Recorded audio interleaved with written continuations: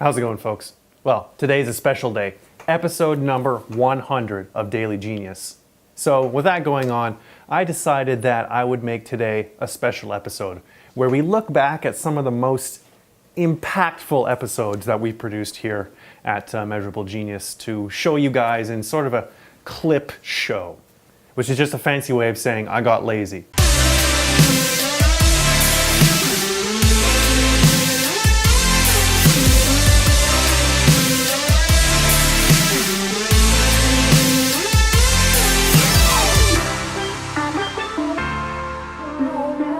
I looked at a bunch of metrics, I added in a dash of my own personal bias, and I've come up with a top 10 of Daily Genius episodes. So, without further ado, take it away. And if you're a person who knows a little something about cameras and technology, you may have heard of frame rates, or if you're a person who loves video games, like me, you'll know a little something about what a frame rate is, but as just for a basic explanation, let's give you a little intro.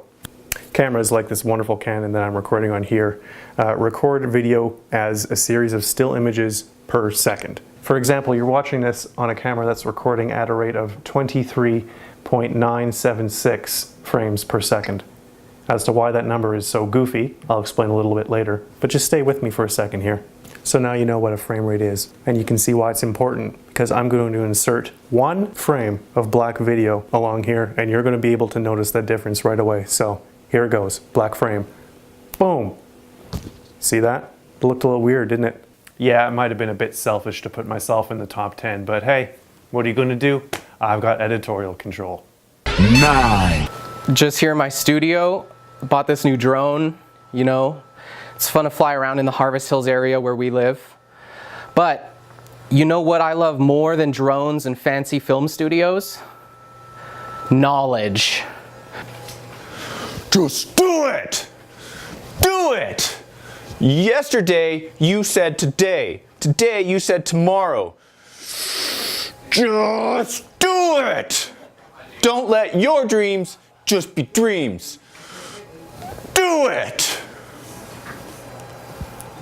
Just try. Do it.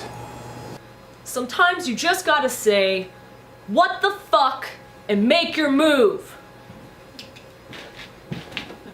Yeah, Oprah. Yeah, yeah. Having so much fun. Yeah, yeah. Where's Iceman? Okay, that's as far as I got. I'll be back. That's it. These are not the droids you're looking for. Perfect. That's it! 8. I was introduced to the concept of restoring integrity conversations by my good friend Nima Rahmani. Nima runs an online program dealing in helping individuals transcend transitional anxiety and depression. We're also students of a common mentor, Dr. John Demartini, and so he's taken that work and deployed it in his life in his own way. I've taken that work and deployed it in my life in my own way. Everything boils down to, in some way or another, a conflict in relationship, a conflict in communication, a conflict in expectation. I think what a lot of people do is they hold all that inside. They repress it. It's not socially acceptable to call somebody out or to express our stories to those people who we're condemning. Measurable Genius is a unique company because, unlike many companies where there's these very rigid patriarchal structures in place and expectations and rules that tell employees how they are and are not allowed to behave, instead of all of that, I've chosen to bring into my company and bring into our culture a context that says everyone is going to do shit that pisses other people off at some point in time. 7. What was that? That's... I'm testing the microphone. Oh. Hi.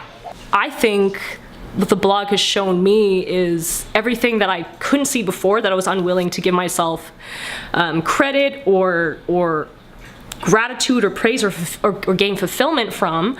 I would say being able to watch everybody else, myself, see kind of the systems of how we go about acting actually fully engaging with a problem to solution, it's been really gratifying because I really do believe that what we do for people matters.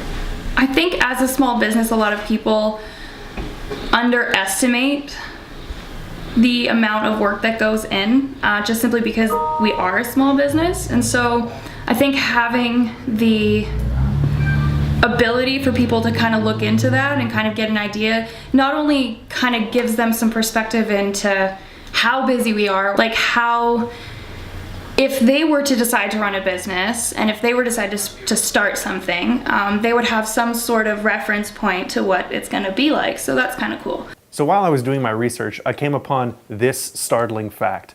We've been doing Daily Genius for a total of 155 days. That's a long time. So I decided to figure out what else can happen in 155 days. And I have a short list. Let me read it to you. A typical goat pregnancy will last 140 to 155 days. So we got that going on for us. A British adventurer, a 25-year-old guy named Ash Dykes, completed a 1,600-mile trek from the south to the north of Madagascar in 155 days. Good for him. That would kill me. Seattle gets 155 days with measurable rainfall per year. That's surprising. I really thought it would be more. That's shocking to me. And finally, the Mariner 6, a spacecraft launched in 1969, took 150 days to get past Mars. There you go. Now, let's continue the show with the next episode. 6. Point number 1 around fear is, when I'm afraid, I'm thinking about myself. I'm thinking about myself, and I'm worried about whether I'm going to be able to solve my own problems. And I was not thinking about service. I was not thinking about solving other people's problems.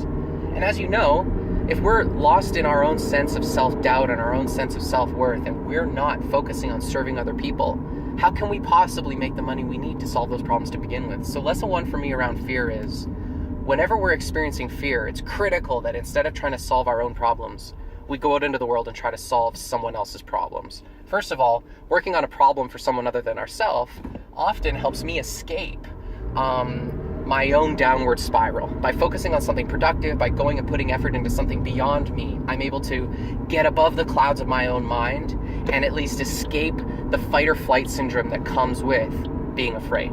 5. My dissatisfaction doesn't equate to an expectation that things should have been different. I don't know if that makes any sense.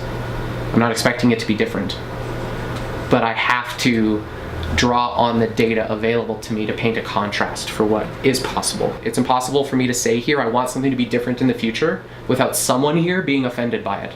I'm just gonna be how I'm gonna be. If you're making him feel bad and you're making me feel bad and you're making her feel bad and everybody's feeling bad because Alex is making like these short-term things and then everything is exploding or whatever the case may be, because I don't know all the cases, isn't that part that needs to be eliminated?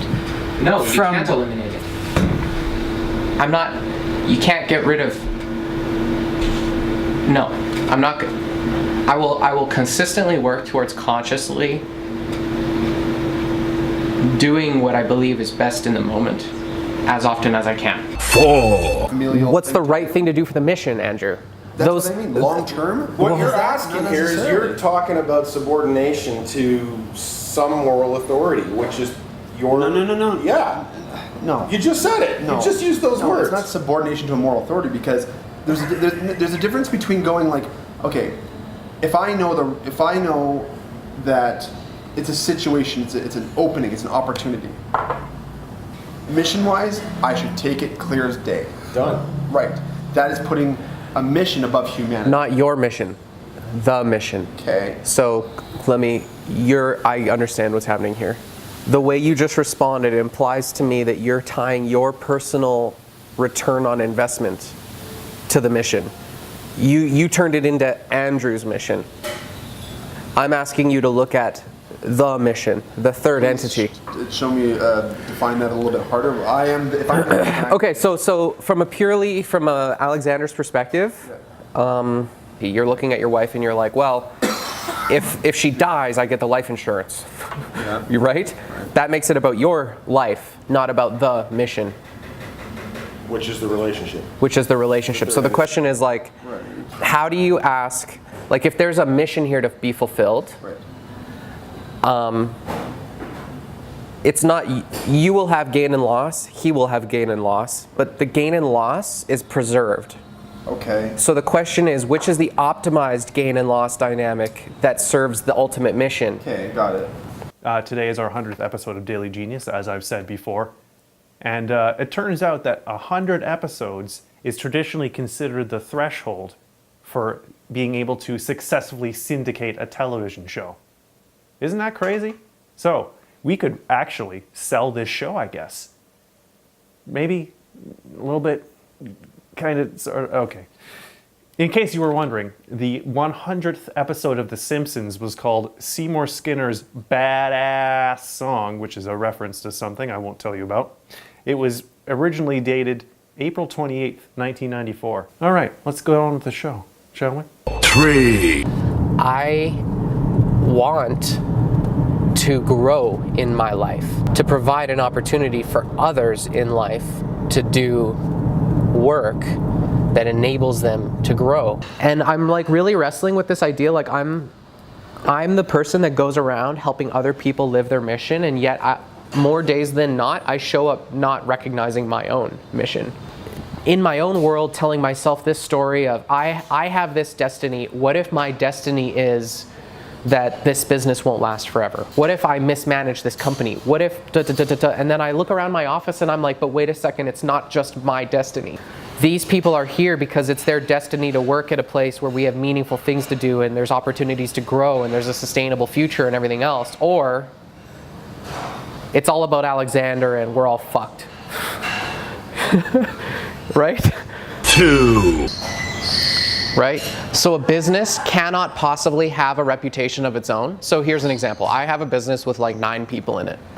My customers have a perception of me as a business, which is separate from me as a person, because they've interacted personally with Warren, with Everett, with Jennifer, with Jamie. I'm sitting here talking to Renee and we're talking about Jamie. He's like, I know Alexander has a Jamie. And when you're talking to me about Jamie, is there a picture of measurable genius in your head? No. You're talking to me about Jamie, right? But can you see that, Well, yeah, there's a there's a picture. representation of a company Correct, in yeah. that communication to me? For sure. But if you had never met Jamie, never met Jen, never met Everett, never met Warren, never met John, never met Christine, if you had never met any of these people, he wouldn't have a picture in his head or a concept of, I'm working with a business. He would only have a concept of, I'm working with Alex. Right. So in the mind of the customer,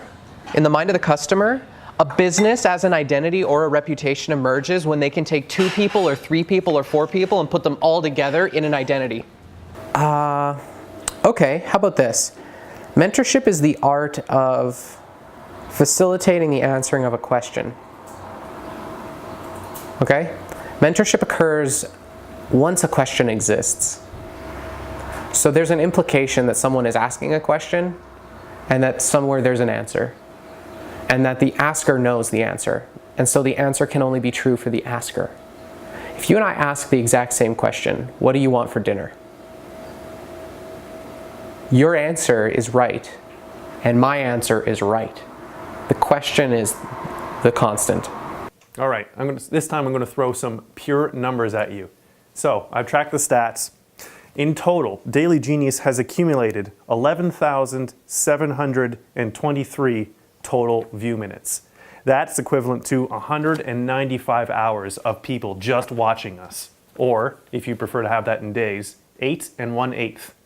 That's interesting, isn't it? 8 1/8. How about that? Good decimal there. And during my time here, at the beginning of August when I started, I've shot 4.76 terabytes of footage for this program. That's crazy. That's a lot of space. Good thing we've got a huge frickin' drive here to hold all that, because if I had to clean all that stuff up, I wouldn't want to throw it away. All right, let's get back to your number 1 Daily Genius episode. 1, Yeah, honesty. This is where Alexander shines. Alexander is one of the most open people I've ever met. Not afraid to express himself or say the truth. and I have to commend him on that. I have to say, I used to perceive Alex as a very manipulative person. I will say that. I used to think that he was like a dishonest person, but I really do believe that he is as transparent as he possibly can be with his team. Alex is too honest to a fault. And what I mean by that is, you know, people may perceive him as being insensitive or unkind, when in actuality, he's, as he's explained, separating the emotional state that he's in with the situation that's at hand. Okay, that's it. That's the top 10 guys. I'm sure you disagree with my choice. I'm sure pretty much everyone would disagree with my choice, but you know what? I culled it from the best statistics that I possibly had available. So let me know what you think. What was your top Daily Genius episode? Put it in the comments below. And I hope that we'll see you tomorrow and again for another 100 or so episodes of Daily Genius. Thanks, guys.